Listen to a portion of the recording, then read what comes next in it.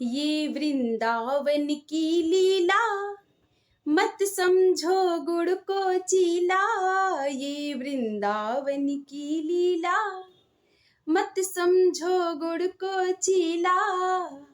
या को ऋषि मुनि गए हार, जपे जा राधे राधे, जपे जा राधे राधे, जपे जा राधे राधे। वृंदावन धाम अपार, जपे जा राधे राधे। सभी भक्तों को मेरी राधे श्याम, जय श्री सीताराम। ये वृंदावन की लीला है। यहाँ की लीला को बड़े बड़े संत नहीं जान सकते। ब्रह्मा आदि देवताओं के अंदर भी मोह हो जाता है, वो भी इस लीला को समझने में असमर्थ रहते हैं। शिव जी को यहाँ साक्षात गोपी बनना पड़ा। ऐसी लीलाएं हैं वृंदावन की। जिन राधा रानी का नाम आदरणीय सुखदेव जी ने श्रीमद् भागवत जी में 18,000 श्लोक हैं, एक इस श्लोक में भी सुखदेव जी ने कहीं पर भी प्रत्यक्ष रूप से राधा नाम नहीं लिया है। वैसे तो श्रीमद् भागवत कहते ही जो श्री है ना, वही मेरी श्री जी है, वही मेरी राधा रानी है। लेकिन प्रत्यक्ष रूप से सुखदेव जी ने एक बार भी कहीं पर भी राधा नाम नहीं लिया। उसका कारण क्या है? जिनकी इतनी बड़ी महिमा, उनका नाम सुखदेव जी ने क्यों नहीं लिया? ये प्रश्न उठता है। तो सज्जनों, एक बार रा कहते ही, धा कहते ही सुखदेव जी की 6 महीने की समाधि लग जाती है। हाँ, राधा कहते ही वो समाधि में चले जाते हैं, प्रेम के अश्रु प्रवाह होने लगते हैं। ऐसी मेरी राधा नाम की महिमा है, मेरी किशोरी जी के नाम की महिमा है। जब सुखदेव जी उनके नाम का उच्चारण नहीं कर पाते, तो हम जैसे मूर्ख उनके नाम को क्या जान सकते हैं? उनके चरित्र को, उनके महिमा को क्या जान सकते हैं? बड़े दुख का विषय है कि आज भारत के प्रत्येक भक्त के अंदर, प्रत्येक लोगों के अंदर एक ही प्रश्न है कि राधा जी का ठाकुर जी के साथ में क्या संबंध था? फिर यदि उनकी पत्नी नहीं थी तो कौन थी? तो सज्जनों, अगर प्रमाण की रही बात, प्रमाण वैसे तो जो ठाकुर जी है वही श्री राधा रानी है।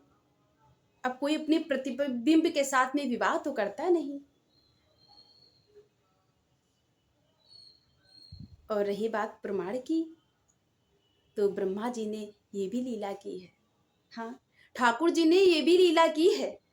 ब्रह्मा जी ने, साक्षात ब्रह्मा जी ने यमुना जी के पल्ली पार जो भांडीर वन है, वहां पर वेद मंत्रों के साथ में श्री किशोरी राधा रानी का विवाह मेरे गोविंद के साथ में करवाया है। ये प्रमाण है। एक बार नहीं, 2 बार विवाह हुआ मेरी राधा रानी के साथ में। वैसे तो हमारे वृंदावन में रोज मेरे ठाकुर जी का ब्याहवला होता है, रोज ब्याहवला, रोज विवाह होता है किशोरी राधा रानी के साथ में। इसलिए इन विवादों में नहीं पड़ना चाहिए, इस रज को समझना चाहिए। यहाँ वृंदावन की लीलाओं को हम नहीं समझ सकते। देखो तो यहाँ के प्रत्येक कण कण में श्याम सुंदर मेरी राधा रानी है। यहाँ का प्रत्येक पत्ता पत्ता राधा नाम का उच्चारण करता है।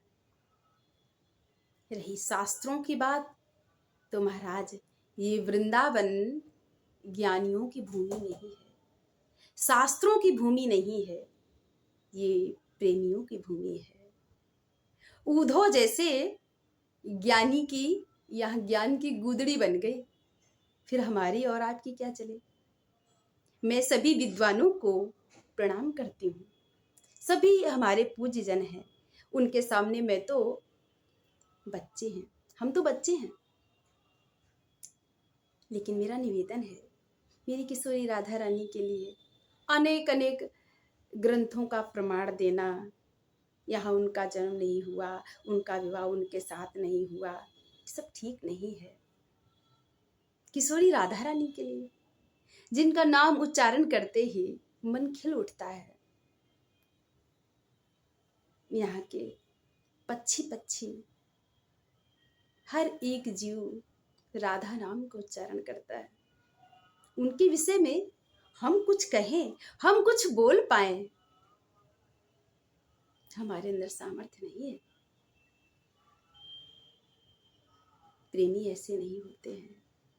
राधा कहते ही मन खिल उठे, प्रेम के अश्रु प्रवाह होने लगे। ये प्रेम है। इसलिए शास्त्रों में ढूंढने से मेरी किशोरी राधा रानी नहीं मिलेंगी। ज़्यादा ढूंढेंगे तो हमारी बुद्धि में भ्रांतियाँ आ जाएंगी। हजारों लाखों भक्तों की श्रद्धा जुड़ी है मेरी राधा माधव से, प्रिया प्रीतम से। उनकी छवि को देख के निहाल होते हैं। उनकी श्रद्धा को ठेस न पहुंचाया जाए, कोई भी ऐसा वक्तव्य न दिया जाए जिसे लोगों की श्रद्धा में